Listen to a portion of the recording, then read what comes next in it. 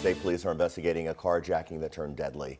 This was the scene Monday in the Portland neighborhood. Louisville Metro Police say an undercover officer was involved in that shooting. We've got Jim joining us now live here in the studio to go over the details of this shooting, Jim. Yeah, that's right, Eric and Haley. It all happened around 22nd and Griffiths Avenue. That's where police say that they had a couple of undercover officers at the time. Now you can see on the map right here exactly where that area is. We're told that those two undercover officers were staking out a house as part of a non-fatal shooting investigation. Police say that just before 2 o'clock in the afternoon, two suspects came up to those undercover officers in their unmarked car and attempted to carjack them. One of the officers in that vehicle fired his weapon and hit one of the suspects. Interim Police Chief Jacqueline Gwynn Villarroel later told us that the shooting victim was a white man in his 20s, and the officer who fired his weapon was a 10-year veteran of the department. One of the officers shot the suspect with his service weapon. Officers immediately rendered aid and attempted to perform life-saving measures on the individual.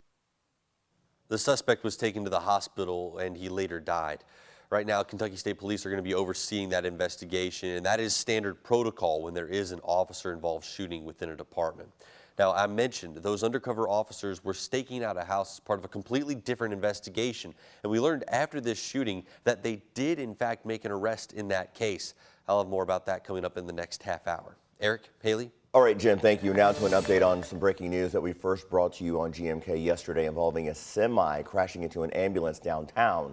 We've learned there was a teenager inside that ambulance who police say helped steal a car. So let's walk you through this. Early Monday, Kentucky State Police tell us 3 teenagers led Bullitt County officers on a chase in a stolen car, which ended in a fiery crash.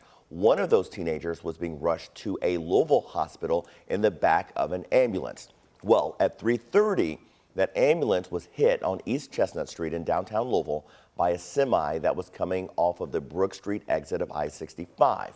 The impact caused a 60-year-old paramedic to be thrown out of the ambulance. At last check, that paramedic was in the ICU with life-threatening injuries. He's just dedicated his life to EMS, and it was very somber. Just everybody thinking and keeping those injured in their minds. The ambulance driver, a 32-year-old EMT, was also treated for minor injuries. He was released from the hospital last night.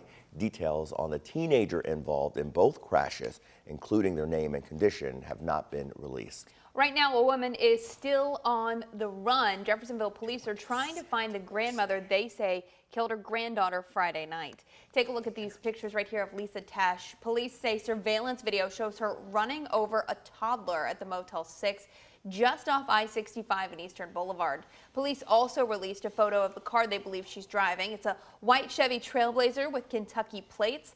The plate number is A9Z280. Tesh is considered armed and dangerous, so if you see her, call 911 immediately. 6:04 now. Louisville Metro Police are looking for the person who shot 2 people in the Russell neighborhood. Police say 2 men were shot near South 16th and West Market Streets around 8 last night. Both men were taken to a local hospital and are expected to survive. Investigators are trying to find out if the 2 men knew each other.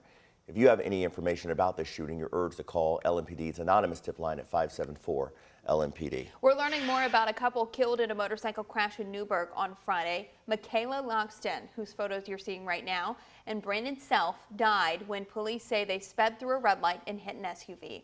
Michaela leaves behind a 3-year-old son. Her friends tell us why this tragedy hits especially hard for the local motorcycle community. It's tough because she had asked me to go riding and I couldn't go. I think, could it have been all 3 of us? Or because I am a new rider, would they have held back because they would have never left me behind? So I have a lot of emotions about it. I mean, it just is what it is, you know? Michaela and Brandon's friends are selling these motorcycle and car decals that you see on your screen to help raise money for their funeral expenses. If you'd like to purchase one, we have you linked up on our website, WHAS11.com. The Nelson County Fire and Rescue Team is investigating a trailer fire that killed 4 thoroughbred horses on the Bluegrass Parkway yesterday morning.